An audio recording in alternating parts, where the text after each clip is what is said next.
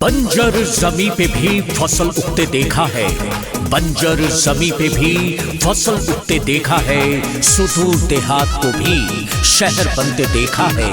आग के लपटों की बात कौन कहे, आग के लपटों की बात कौन कहे, हमने चिंगारी को भी अंगार बनते देखा है, अंगार बनते देखा है। कुमारी प्रभा घुमतारी अचर पसहरी, दिही आशीर्वाद अली रउए दुआरी। कुमारी प्रभा जिंदाबाद जिंदाबाद जिंदाबाद। कुमारी प्रभा घुमतारी अचर पसहरी, दिही आशीर्वाद अली रउए दुआरी।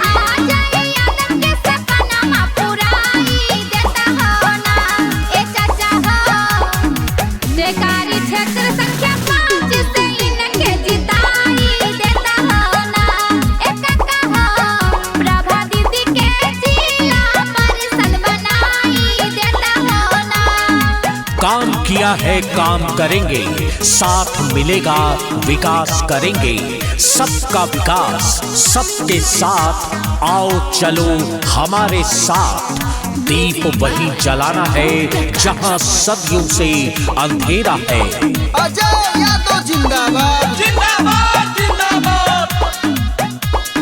अपन टेकहारी क्षेत्र में करी है विकास हो, सुख में कबो नहीं दीदी करी है निराश हो। टेकारी क्षेत्र संख्या 5 में करी है विकास हो।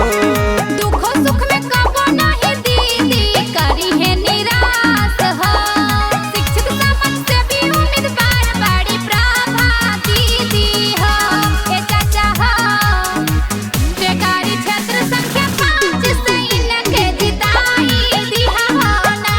ए चाची हो प्रभा दीदी के जिला परसल बनाई दिया हो ना। मेरे कातिब मेरे तकदीर का पैगाम लिखते ना, मेरे कातिब मेरे तकदीर का पैगाम लिखते ना, मेरे तन के हर एक हिस्से पे हिंदुस्तान लिखते ना। क्योंकि मुझे मंदिर भी प्यारा है, मुझे मस्जिद भी प्यारा है, कहीं पे राम तो कहीं पे रहमान लिखते ना।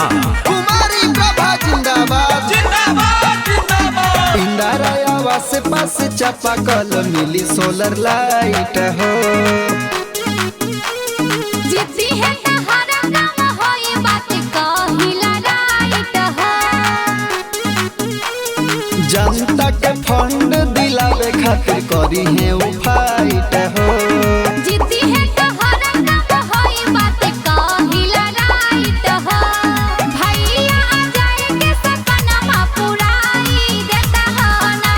एक कहा जिला परिषद प्रभा दीदी के बनाई देता हो ना। एक कहा जिला परिषद प्रभा दीदी के बनाई देता हो ना। कुमारी प्रभा जिंदाबाद जिंदाबाद जिंदाबाद। अजय यादव जिंदाबाद जिंदाबाद जिंदाबाद। टेकारी क्षेत्र संख्या 5 के जनता जिंदाबाद जिंदाबाद।